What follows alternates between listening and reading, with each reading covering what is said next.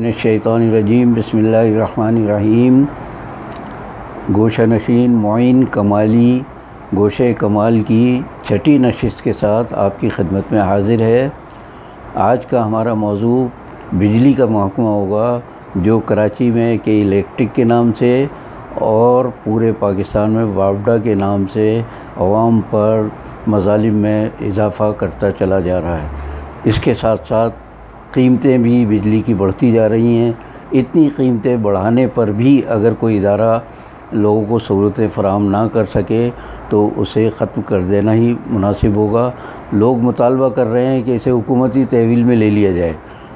میرے خیال میں تو یہ حکومتی تحویل ہی میں ہے، اس لیے کہ پچھلے دنوں کے الیکٹرک کو 35 ارب روپے کی سبسڈی یا زر تلافی حکومت نے دیا ہے۔ تو یہ زر تلافی کسی تجارتی ادارے کو اس طرح نہیں دیا جاتا جبکہ اس کی کارکردگی بھی بدترین ہو۔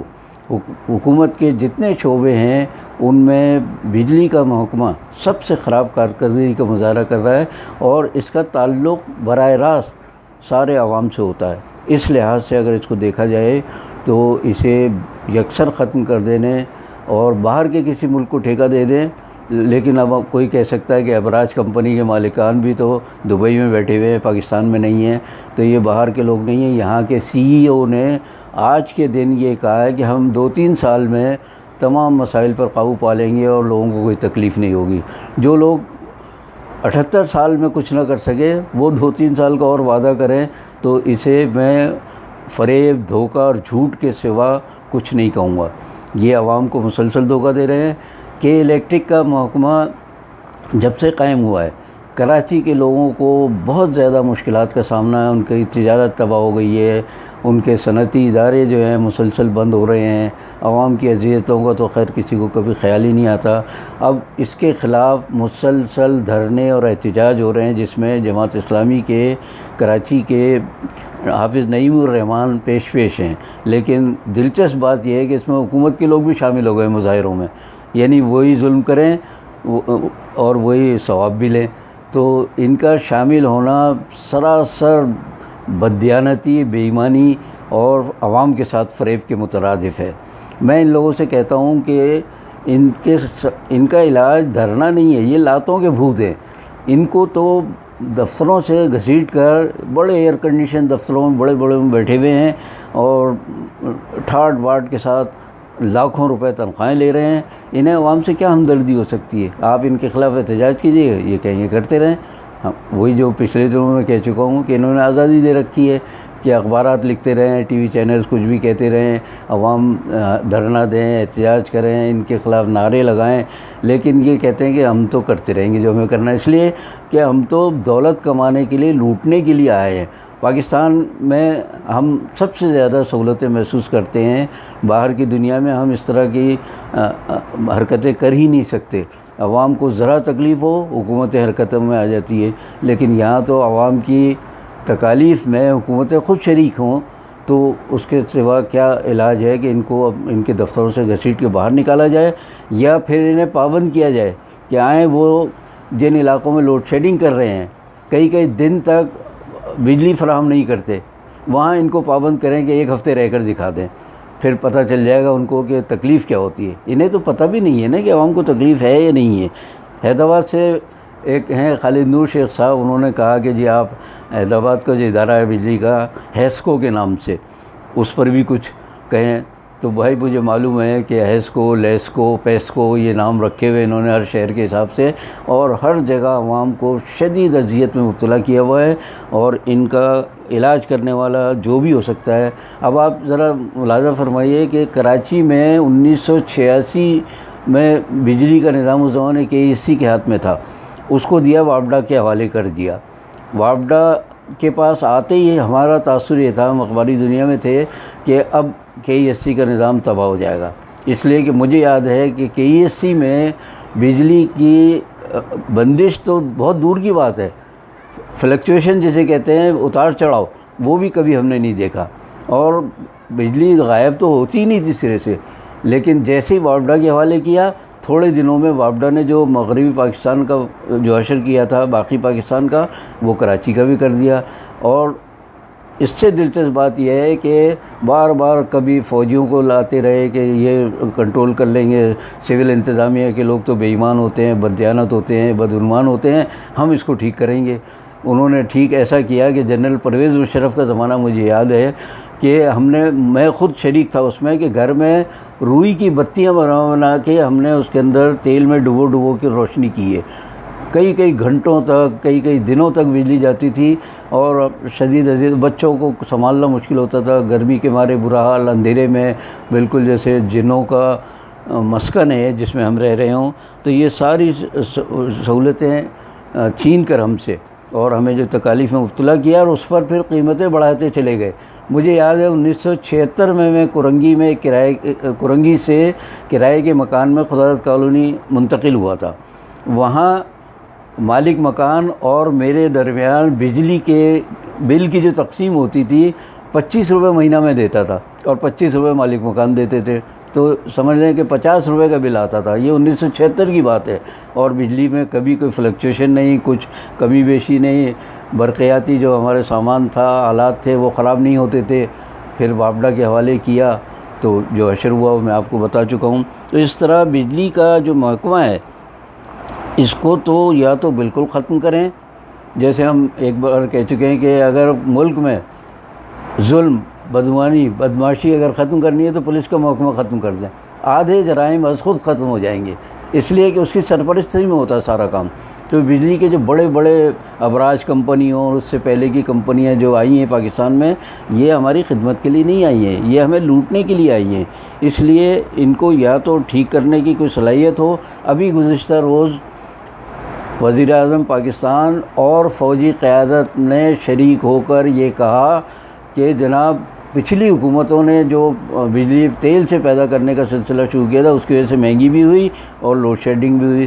سوال یہ ہے کہ آپ نے 2 سال میں کیا کر لیا اس کو ٹھیک کرنے کے لیے، جبکہ آپ کو تو اعلیٰ جتنے مقتدر ادارے ہیں ان کی پوری سرپرستی حاصل ہے آپ کو، اس کے باوجود اگر آپ کچھ نہیں کر سکے تو میں ایک بات اور کہوں کہ بجلی کا محکمہ جو ہے دوسرے محکموں کے مقابلے میں وہاں لوگ اکثر اچھے نہیں آتے رہے۔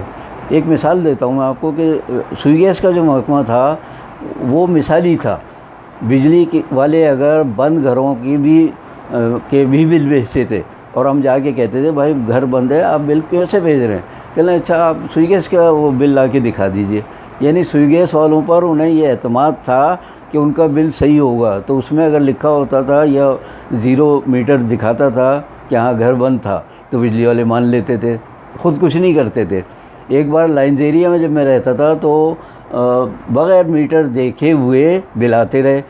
اس زمانے میں میٹر ریڈر کے لیے کارڈ لگا دیے تھے گھروں میں کہ آپ میٹر کی ریڈنگ لیں، اس کے بعد کارڈ میں لکھیں۔ تو میں جب گیا محکمے میں شکایت کرنے کے لیے، میں نے کہا جی بغیر ریڈنگ کے آ رہے ہیں، نہیں جی وہ کارڈ لگے ہوئے ہیں، کارڈ میں لکھ کے جاتا ہے ہمارا میٹر ریڈر۔ میں نے کہا لکھے نہیں جاتا جبھی تو میں آیا ہوں۔ کہنے نہیں میں نے ایک گھر جا کے خود چیک کیا ہے۔ میں نے کہا اچھا آپ نے چیک کیا ہے، میں اگر کارڈ لا کے دکھا دوں تو کہلے آپ دکھا دیں۔ اتفاق سے صدر میں بجلی کا دفتر تھا اور میں لائنز ایریا میں رہتا تھا، موٹر سائیکل پہ جا کے میں نے کارڈ لے جا کے ان کے میز پہ پھینکا۔ میں نے کہا دیکھ لیں کتنے مہینوں سے آپ کا میٹر ریڈر نہیں آیا اور آپ یہاں بیٹھے ہوئے ایئر کنڈیشن کمرے میں کہہ رہے ہیں کہ میں خود چیک کر کے آیا ہوں۔ تو آپ لوگ بلا وجہ جھوٹ بھی بولتے ہیں، بے ایمانی بھی کرتے ہیں، لوگوں کو تنگ کرتے ہیں، کوئی خدا کا خوف آپ لوگوں میں نہیں ہے۔ تو وہ شرمندہ ہوئے، وہ صاحب مجھے کہنے لگے کہ میں خود ایک بڑے اخبار میں کالم لکھتا ہوں۔ تو وہ کالم نگار بھی تھے، اب تو ریٹائر ہو گئے ہیں، بڑے کالم نگار ہوں گے تو ہوں گے، لیکن یہ کہ کام اپنے دفتر کا کچھ نہیں کرتے تھے وہ، اور لوگوں کو بیوقوف بناتے تھے۔ اسی طرح ایک اور واقعہ سنا کے میں بات ختم کروں گا، باتیں تو بہت ہیں بجلی کے موقع سے، کہ ہم لوگ جب آئے گلستان جوہر میں تو جس پروجیکٹ میں ہم شفٹ ہوئے، جہاں ہم نے فلیٹ لیا، وہاں بجلی جو ہے وہ میٹر نہیں لگے تھے، KSC نے بجلی فراہم نہیں کی تھی۔ تو بلڈر کو جو بجلی کا ایک بڑا میٹر لگا کے دیا ہوگا، بلڈر ہم سے ہر مہینے 200-300 روپے لے جاتے تھے اور باقی وہ سارا بل ادا کرے۔ کمال یہ ہوا کہ جب میٹر لگائے، کہ الیکٹرک ہو یا KSC ہو، زمانے میں یاد نہیں مجھے، لیکن جب میٹر لگائے تو 16 مہینے کے بعد پہلا بل آیا۔ یہ سننے والی بات ہے، بڑی دلچسپ بات ہے۔ 16 مہینے کا جتنا بجلی کا یعنی میٹر بتا رہا ہے، فرض کریں کہ 1600 یونٹ خرچ ہوئے، تو وہ 1600 یونٹ کا ایک ساتھ بل بھیجا۔ اب وہاں اس زمانے میں اب بھی ہیں شاید سلیب ہوتے ہیں کہ 100 یونٹ پہ اتنے ہوں گے، 150 یونٹ پہ اتنے، 200 یونٹ، تو 1600 اگر یونٹ کا بل بنایا جائے تو وہ اس زمانے میں مجھے یاد ہے 16,000 روپے کا بل تھا۔ وہ میں نے پھر خالد جمیل صاحب ہوتے تھے بجلی کے محکمے کے سربراہ کراچی میں ان کے پاس گیا، میں نے کہا صاحب یہ شکایت لے کے آیا ہوں، دیکھیے یہ بل دیکھیے آپ، اور یہ 16 مہینے کا بل ہے۔ کہ ہاں ٹھیک تو ہے، آپ نے جتنی بجلی خرچ کی اس حساب سے بل بنا دیا۔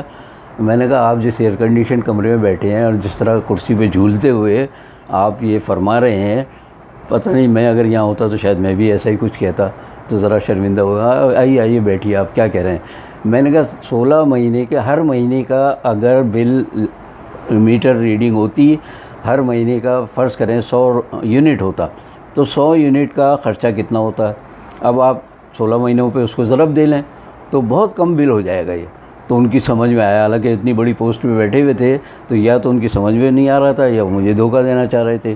میری بات پر پھر انہوں نے فون کیا ایک اور صاحب کو، ذرا فاصلے پہ دفتر تھا، کہ الطاف صاحب میں ان صاحب کو بھیج رہا ہوں اور آپ کہیں اور نہیں بھیجیے گا، آپ ان کا مسئلہ حل کر دیجیے گا۔ تو میں ان کے پاس گیا تو انہوں نے بہت شریف آدمی تھے بیچارے، بڑا ویلکم کیا میرا۔